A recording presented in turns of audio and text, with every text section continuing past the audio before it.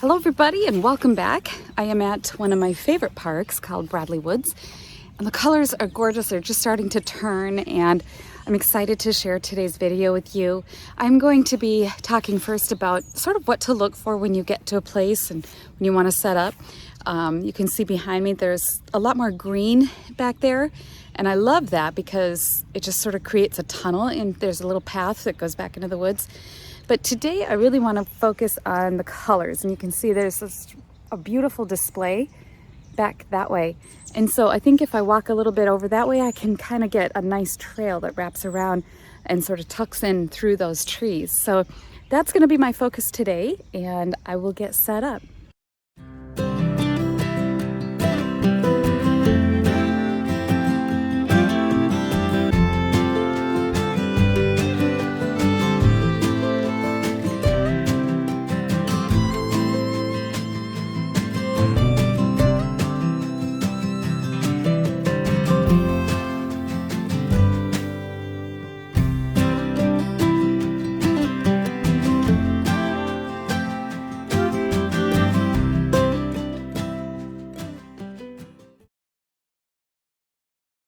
I want to talk about the composition, which is the sole reason for doing the thumbnail sketch. As you can see in the scene before me, I've got this lovely reverse C of that beautiful crimson in that tree. So in my sketch back there, I was focusing on establishing that route that I want the eye to take throughout the painting as it travels up through the lawn in the foreground and into that bright, beautiful tree. Oftentimes when you get to a park, you don't see that, you just look around, the trees are beautiful, but to just sit and kind of look at a scene and isolate how the eye could be played about in a scene is just one of those things that takes practice. And so when I came up with that sketch and looking at that scene, I mapped out where my brightest colors were going to go, my darks, my lights, my values situation. So now when I begin, I have that sketch next to my easel, and I'm kind of thinking about that crimson in the tree right before me. And all I'm doing at this point is taking into account my 9x12 canvas and the parameters of where I want that essential part of the painting to sit within the confines of that canvas. So I'm taking just some of the reds and some of those brilliant bright greens and establishing color notes that will be key to directing the eye, sort of like music notes. Where are these special things, special bright spots of color in my scene before me going to sit on this canvas to help direct the eye in the course of my composition? So if you remember from that little thumbnail sketch I did, that the brightness of the grass led in from the left going to the right, and then the bright crimson of the red of the tree created that reverse C situation. And that's all I'm doing right at this moment in the beginning stages of this painting to establish the color patterns of my composition. And so this beautiful October fireworks is what I call this, October firecracker, that Showoff in the midst of all that green and some more muted colors is what I really wanted to show in this painting. So you can find a beautiful scene to paint, but you got to come up with a way to compose it in a painting that's going to make an artistic statement about what it is that you're really wanting to showcase. So I got my overall where these essential notes are going to be. If you remember, I've said many times, plein air painting is not about going out and about and creating a finished work of art. It's about capturing color notes and light while you're in nature that, you can take back and maybe work on your painting in your studio, or, well, not your plein air painting, but develop it into another painting. But you use the color notes that you establish while outdoors. A lot of times we like to work from photos just because of the convenience of our studio. But photos are pretty deceptive in a lot of areas. And so you want to make sure that if you're going to do that, that you've got some accurate color and value notes taken directly from life. And that's what I'm working on in this painting as well. Playing with some of the values I don't want to be too literal in some of the aspects of this because I do want to play up that vibrant sort of tunnel that I'll create visually. The dark shadows in this foreground here create this lovely, peaceful forest floor that you don't really see looking at the photograph, but I know it's there because my perspective was just a little bit above from where the photo was taken. And so creating that blanket-like forest floor added that level of peacefulness that was going to help generate that bright light tunnel to help direct the eye. Again, all of it's focusing on the composition. So I established my darkest darks with the tree trunks. Tree trunks are typically always going to be your darkest dark in a painting outdoors because they are receiving the least amount of light. They're the most vertical object in the scene, so they obviously get the least amount of light.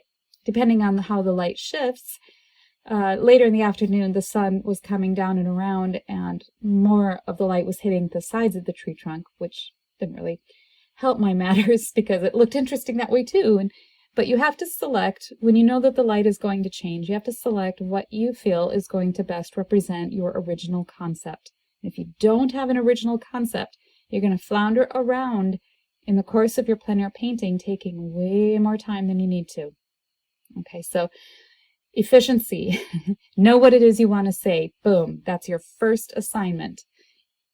All right, so anyway, I'm picking up some of that alizarin crimson, or alizarin permanent, and I'm starting to establish the tree that is off to the left in my reference here. And I'm pushing that alizarin just a little bit more, being the complement to green, because I know that I'm going to be mixing some green into that, and it'll help neutralize that shadowy tree. I also wanted that tree to be a little bit more in shadow because I want that crimson of the bright red to really pop. So having that just be a little bit more in shadow helped, again, to create that visual tunnel of the red tree and then the lawn beyond it. Putting in a little bit of the sky here with some ultramarine blue and some white, I'm adding a little bit of burnt sienna just to neutralize and tone it down. When you have a fall day and your colors are vibrant and just electric, gorgeous, if you put the sky in as brilliant blue as it seems, it's going to compete for the color. So I always knock the sky down just a little bit when I'm doing a fall scene because I want those colors of the trees to be really what's celebrated. It just depends on the scene that you're painting. If you're painting something where the sky is equally as important as the overall landscape, that's something you have to decide per painting. But in general, when I'm out painting fall colors, because it's about the trees, I downplay the sky. Okay, so I'm just popping in the areas where the sky is peeking through the trees, just compositionally thinking, how are they going to help? With every brush, we do have this sped up a little bit, and in places we slow it down here and there when I want to talk about something further, but I really want to, if I wish it could convey that every single brush stroke, everything I do on the canvas is not arbitrary. I am intentional with every color I mix and every brush stroke I lay down, because everything has to be, I have to be asking myself, is this helping my overall story, or is it hurting the overall, the concept of what it is I want to say? If it's contributing and doing its function, then I keep going with the process that I'm working on. But if I feel that if I'm taking it in a direction that's going to compete or take away from my focus, then I need to shift gears and rethink whatever it is I'm working on.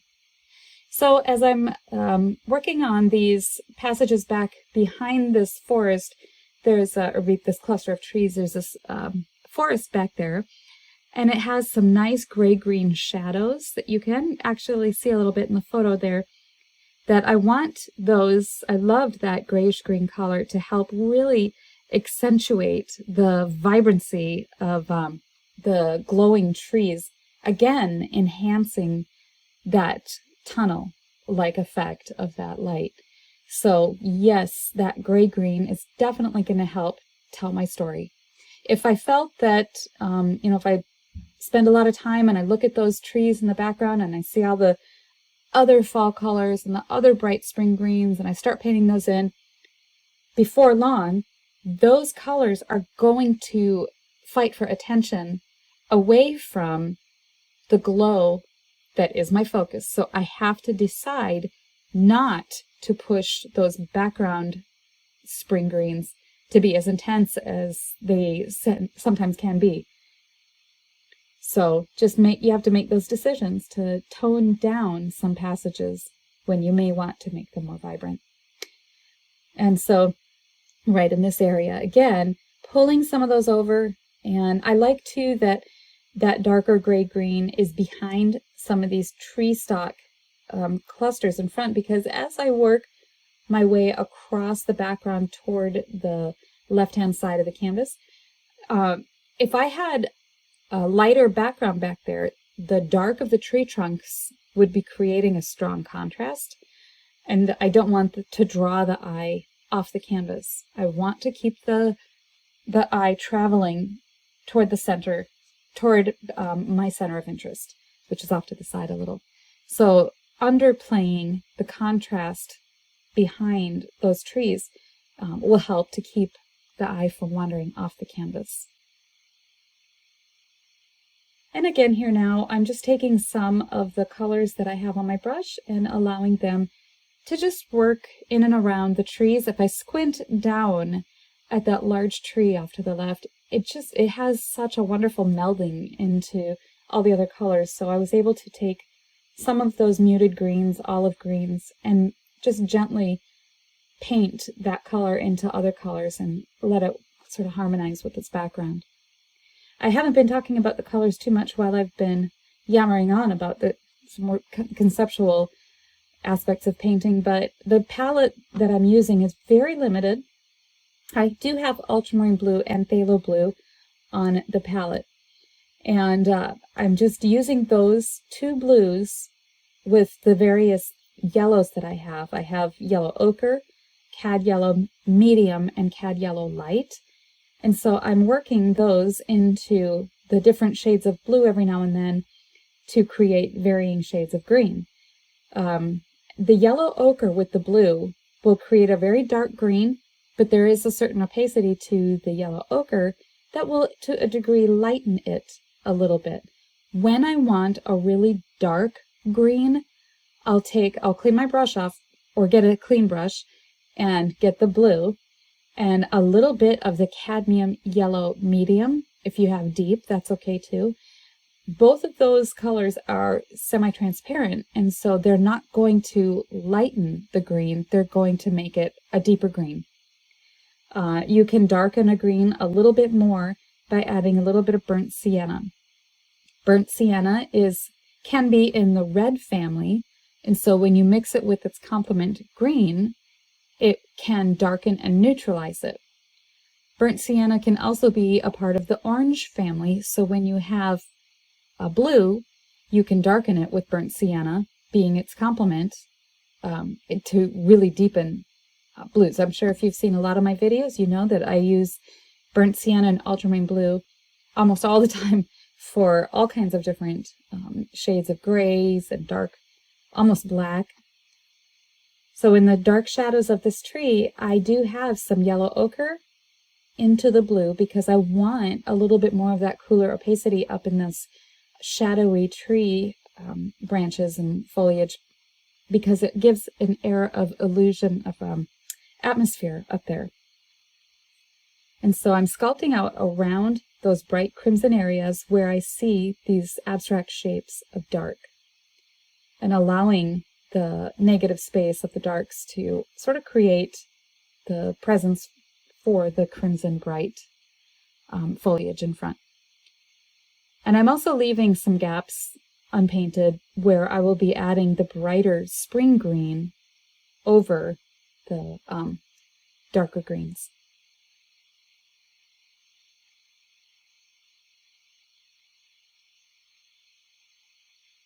And I have a little bit of linseed oil that I'm mixing with some of these colors. When I grab my linseed oil, I'm just taking a tiny bit on the edge of my brush, and I'm mixing it as needed with the paints. You don't need very much of the linseed oil, because the paint already, depending on the brands you use, should have a decent consistency. It shouldn't be too thick and heavy. I like a softer bodied paint anyway, so I do add a little bit of linseed oil to help smooth it out. So I've got some very deep shadows back there created by the pine trees. And again, those are helping to really showcase the vibrant oranges and reds in front. So I'm working on this right side of the canvas, and I'm just blocking in a passage that is dark. Again, it is not the darkest dark in the painting. Remember, when you have a gauge of in this case, the trunks of the trees are going to be my darkest darks. It can be easy to lose sight of what is your darkest dark. And as I'm working on these shadows over here, the longer I focus on them, the darker they may appear. And so you have to be careful to not paint them too dark. So make sure to move your eye around your painting every so often, just to confirm, that your darkest value is still as dark as you mean for it to be. And the same thing can happen with your whites, your lightest lights. They can end up getting in that middle tone range where everything just starts to get muddy. So you have to be careful to gauge your lightest lights and your darkest darks and not lose sight of those. Sometimes it helps to tape a piece of paper next to your easel that is coal black and white, just to have that as a reference. What is somewhere in between here is your spectrum, and it's easy to lose sight of that. So that's a good helper for that. So as I'm putting down the tree trunk that is a little bit closer to us, you can kind of see it in my photo reference. As it comes down, the passage of the tree trunk that has dark behind it will be lighter. And as the tree trunk goes up into the sky and there's a lighter background behind it, then the tree trunk becomes darker. So it makes a reverse situation there. With a dark background, objects in front become lighter. With a light background, objects in front become darker. So it's just a little rule of thumb to keep in mind. Now I'm coming back through and I'm just isolating just some more of the tree trunks. When you're working on a scene that's pretty complicated, as you saw, I started with blocking in the major color notes and then isolated my darks, and then I work from the background to the foreground. So you start sort of building it up. Like if you imagine a sculptor with a lump of clay, you have to start working from a general picture of the object, and you start working then into more specific. And that's what I'm working on in this context here. I've got some of the background in place. It's not entirely done, but it's blocked in. And so now I'm going to start blocking in the remainder of the foreground and some of the other issues that I couldn't get in until I had the background a little bit more established. One thing you don't get to see very often in my videos is how often I'm wiping my brush off. So we're trying to get some more of those things into my videos that you can see. Some of those people ask, how do you keep your colors from getting muddy, and how do you just use the same brush throughout the whole painting? Well, that paper towel there is one of the main answers to that question. Continually wiping my brush off. So now in this far patch of the meadow back there, you can see on the reference photo, the sunlight hitting that back there was very bright. If I had painted that as light as I saw it, the contrast would be too striking in the painting against the black of the tree trunks, and it would draw the eye off the canvas. So I just toned that down. I took the chrome of that intense sunlight out a little bit, neutralized it with a little bit of the complementary color of green, which is burnt sienna in this case. And so with a little bit of that and a little white, it knocked that passage down a little.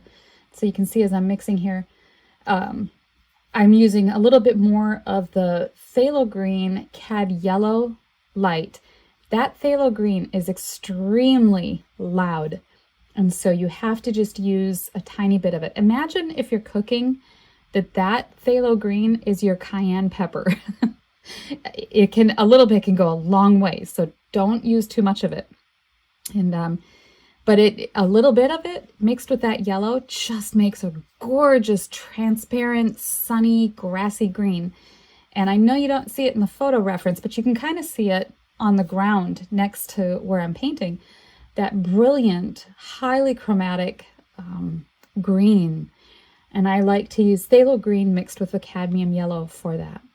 Now I'm coming back through with that sunny yellow-green mixture, and I'm tightening up the contours and the form of the foliage masses on the trees as I see them. This is not the lightest light yet on these trees, but I'm getting to that. So I'm with my brush now, you can see I'm eating away at some of that alizarin that I put up there, kind of carving into it with that green. Now I'm going to work on some of the brilliant reds, taking that cadmium red and some alizarin permanent, painting those colors together. I'm going to start by blocking in the darks of the red, of that bright chrome red. And you can see I'm working into the greens that are already there, and I'm letting those greens mix with some of the reds to help neutralize and tone down that red, just where I need it in the shadows.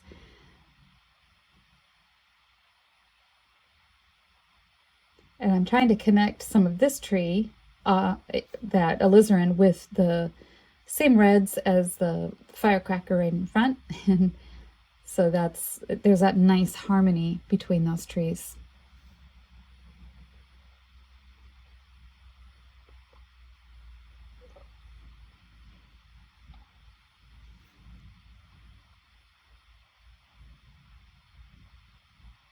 Now it's kind of a little bit hard to see in some passages the brushwork that I'm doing, but I'm just going through and I'm cleaning up some of those middle tone passages of green and blocking in more of where they are in relation to the darks and the lights. And just jumping ahead a little bit, I try not to jump ahead too much. I'd rather speed it up a little than for you to lose some of what I'm working on. But it's putting in the sidewalk here. That is just a light gray, mostly white, a little bit of blue, and some sienna. And that, because that's the focal area back there, I want that to look more sunlit, because that's the area where we're really going to work on drawing the eye further back.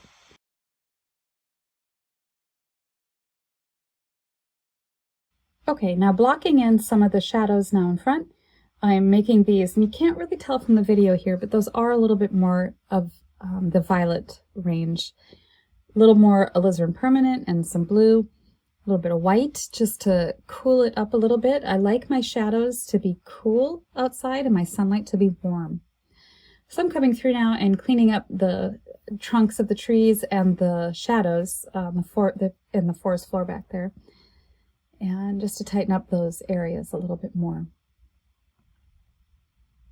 Taking some white into that alizarin and cadmium mixture, some of the foliage in the distant forest had some very lovely pinks that I felt the background could use a little bit more interest, because that is sort of where I want the eye drawn deep into the painting. So I'm coming through with some of that just lighter peaches and pinks back there to make it a little bit more interesting.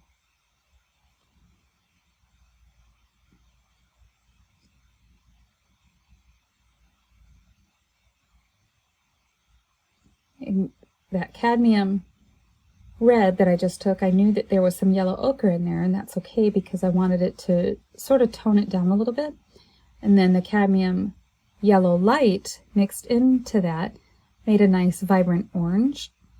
When I looked at that tree, there was just such an electric vibrancy that you just don't see from my little photo reference that I was working to get. It would be one of those trees that if I had brought some other colors and shades of red, maybe some magentas or whatever, just some quinacridone roses, things like that, you could play with. But For the context of these videos, I do try to keep to a fairly limited palette, a consistent limited palette, so that I want to sort of underscore the importance of efficiency, and I believe that you can be far more efficient with a limited palette, and you don't have to carry as much equipment if you work with a limited palette. So that is one of the reasons why in all my videos I try to keep my palette as such. But boy, there are times that I would love a quinacridone violet or rose or something on here. And there are times that you have seen me, if you're familiar with a lot of my videos, that I've put those out just for fun. But in this context, I believe you can get pretty close to what there is in nature with these cadmiums and alizarans. Pretty vibrant. And that is just the cadmium red light with some of the whites and the cad yellow to get some of these really brighter notes on top. And I do come through toward the end with more of a brilliant cadmium yellow.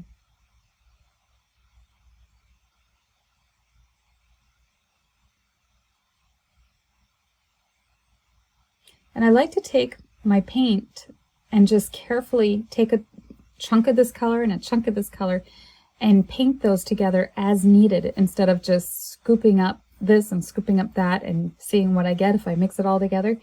That's an inefficient use of your paint and your time. You will find that you're just going to end up fighting if you just grab this color and just start mixing. I like to put the two piles together, or three or whatever, and paint from those piles mixing, because you don't know how much you need when you grab from the big pile.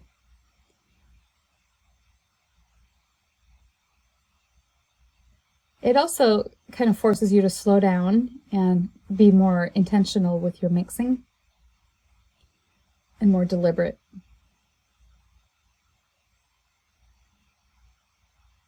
Consciously think of little pieces of paint, go back to your palette, pick up some more, and you can see I scoop backwards to really get a nice roll of paint on that brush.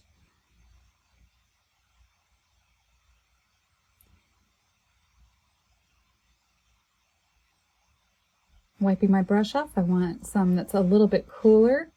As the light moves up that tree, some of those reds get more warm and vibrant, and some of them end up being a little bit more cooler pinks as they slip down into shadow some more.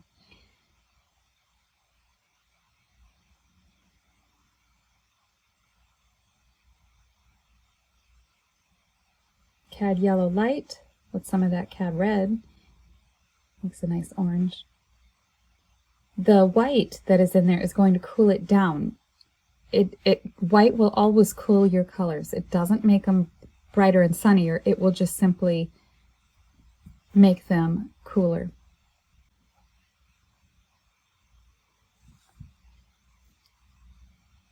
Throughout this painting for a while, I spent some time working on a little bit more of the detailed information of this cluster of orange leaves and the foliage here.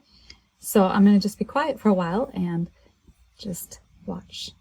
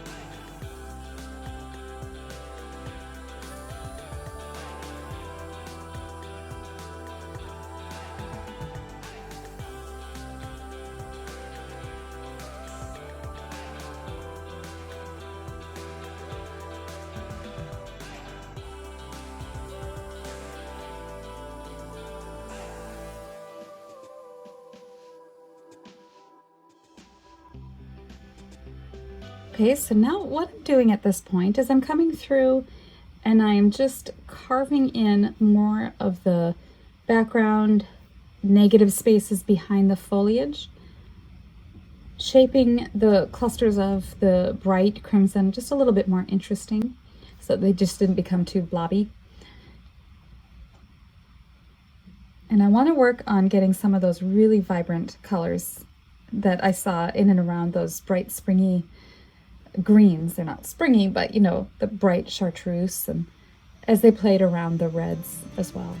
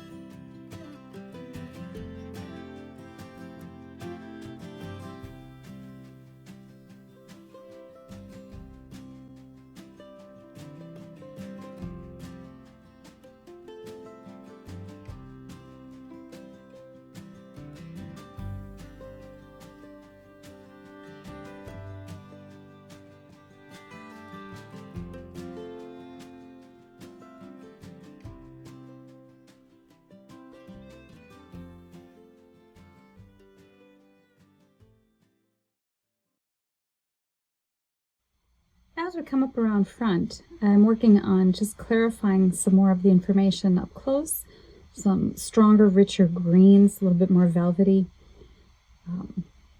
Just brings that foreground up closer to us. Now I'm coming back through and which is softening some of those passages. And I like this part of the painting because here I take my palette knife, it's clean and dry, and I want to show you this here up close, where I take some of the brush strokes that I want to sort of blend into the sky without taking a feathery brush. I find with the palette knife I can get an articulate separation of foliage and sky, but yet there's a lovely soft muted blending that happens that I just find really enjoyable. And I've been asked quite a bit to show palette knife work, and I just don't very often, because once I start I absolutely love it. And so I find that when I get going with the palette knife, I want to just finish the rest of the painting in a palette knife because it is so enjoyable, and I like to have the consistency of brushwork, but it's fine either way. You can do your paintings partial brushwork, partial palette knife work. It really doesn't matter. It's whatever feels appropriate for the situation. And in this context here, I'm building up some of the lights and the massing on these foliage bundles or whatever they masses on these trees. And so one thing I want to point out when I see palette knife work are the straight lines. There are very few actual straight lines in nature. So be careful when you're using a palette knife that if you end up with a straight line, especially on trees where I'm working on this foliage, that you have to go back through and soften those straight line edges. So that's what was important to me, that we zoom in on this and you can see that, you know, I lay down a color or a piece of roll of paint and there's a straight line. I come back through with the tip of the knife, or I angle it this way or that way, or I use just the tip and kind of swirl and soften a passage. But yeah, that you can't just leave a straight line. And it's easy to do because as you're going, you might just look on ahead of what you have to do next and not realize that there's just a harsh, sharp edge. But just go back through and using the tip of the palette knife, you can wipe it off and kind of smear and move it around a little bit, using the tip to work in some of those colors into other colors. But I chose not to start this painting with the palette knife because I like to build up to it. The principle of fat over lean. The underneath this palette knife work, it's fairly thin. There's places where the brushwork was a little thicker, but because it is a little bit thinner below the palette knife work, I'm able to move around the paint that I put on the top, the palette knife paint, which I find a lot more interesting and fun because it's thicker and it swirls with the existing paint underneath.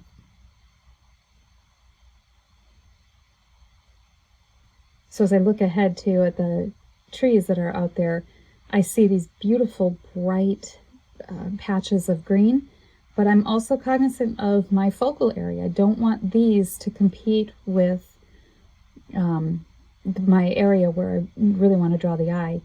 So they have to be interesting to a degree because I don't want that just to be a big kind of dead area on the canvas, but you know, they can't be shouting for a lot of attention either.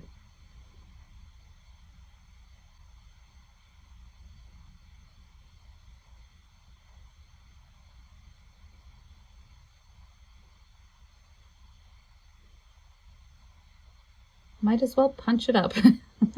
I got the nice darker passage in here. These shadows under these trees were really getting stronger as the day went on, even from when my photo reference was taken, that I thought, as I noticed throughout the afternoon, that passage in there with that stronger shadow really helped to sort of frame in where I want the viewer to spend more time looking. And so you can use sometimes those changes to your advantage as it works. You always have to just kind of run it past does it still hold? Does my composition still work if I incorporate some of these darker, stronger values?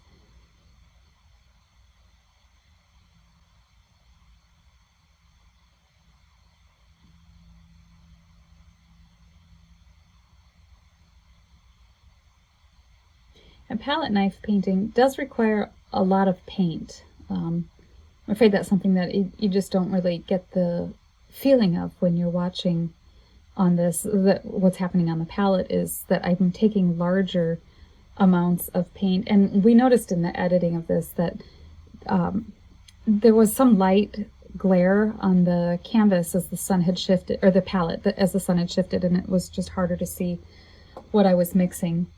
And I believe my shoulder got in the way at some of it too. So we don't have as much of the palette mixing at this point, but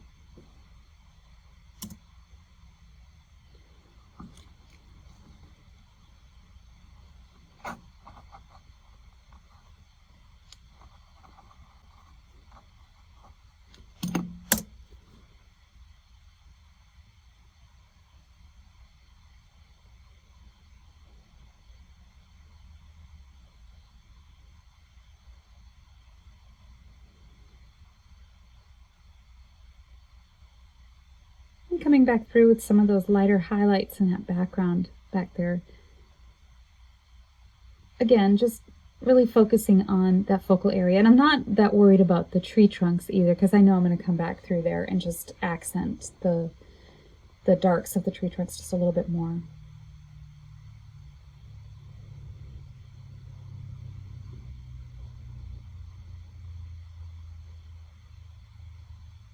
But sometimes, you know, you can be struggling with the brush, and then just the use of a palette knife, pure unadulterated color from what you mix up. You mix up a pile, scoop it up, put it on, and it just has so much more impact. A brush, you can tend to get muddy and overmixed, and with the palette knife, it's a lot harder to do that. A lot more difficult to muddy everything. You just put a bright color down, see how it sits, move it around a little bit if you need to, and get some more. Layer and do some scraping or whatever. I like that you can work some flatter texture under some more coarse and varied texture of the leaves and foliage. I think that has a nice interest, and it breaks up the surface of the canvas and gives some thrust to that focal area. Can really play with that, almost on a sculptural level.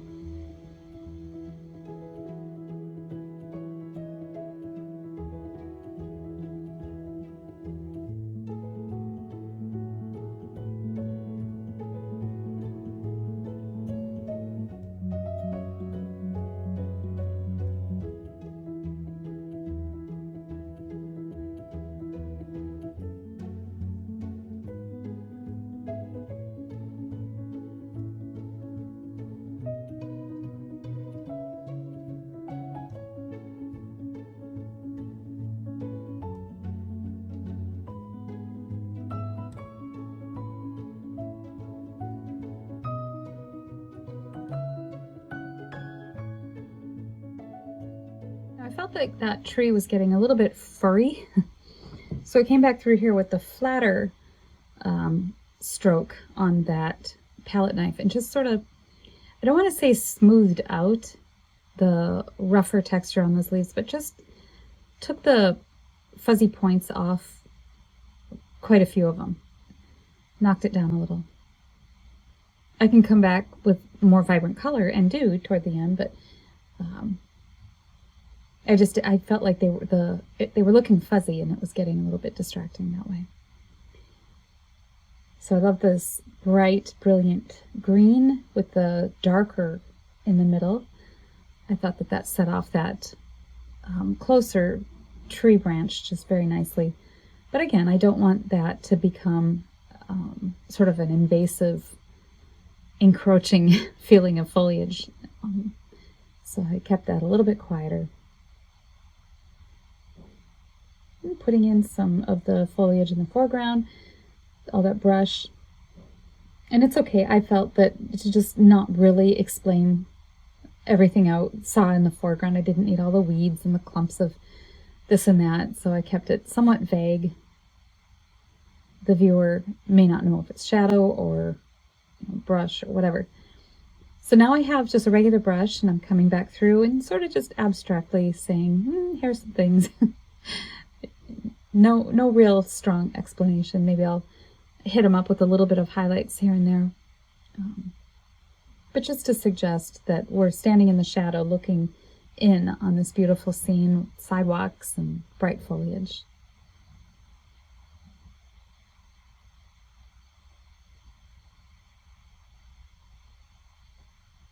I still wanted to keep this passage very cool and as though it's in shadow, so the texture that I'm putting on the bushes and things in the foreground is very muted, very cool tone.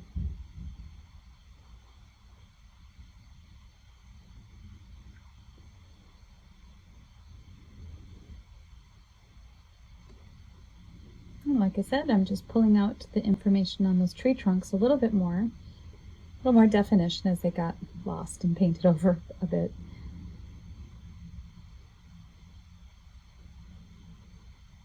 I wanted to make some of those ended up looking stick straight, and so I'm giving them a little more interest, a little curvature this way or that way. Maybe some bounce light from the ground coming up into the tree trunk a little. And putting the tree itself, the limbs and things up in the foliage. Some of those got painted over and lost, so I'm pulling those back out. I want to encourage you to check out my Epiphany links below. Very excited to be a part of Epiphany. It's sort of like Patreon, only much better, and a very low monthly subscriber fee, and you get all the videos I put up there, and it's all everything I can think of. I've got foundational drawing, watercolor, portraits, still life, lots of plein air, landscape, water, the whole 9 yards. And I put 2 new videos up every month, and I will be doing a live once a month evening of question and answer for members. So I want to invite you to look at it. I've got a wonderful growing audience. I'm excited to watch it grow and see people enjoy learning and developing their skills as artists. And it's just a really nice community, and lots of help, lots of support. So for $35 a month, you can get everything that I can show you in art education. So I do hope that you'll take a look at those links and explore Epiphany. It is a fantastic company. Very excited and very honored to be a part of it. So as I wrap up this painting, I'm just going through and cleaning up some of the shadows and some of the areas that really at this point now, because the lighting has shifted so much, it becomes a matter of how do I make this painting tell the story that needs to be told? How do I put those concluding remarks in here that are going to be those final words that will make it say what needs to be said? So I want to thank you all for joining me, and I look forward to seeing more of you, and I always love your comments. Be sure to like and subscribe if you enjoyed this video, and check out Epiphany. I hope to see you there, and thank you all so much for joining me. All right, see you next time. Bye-bye.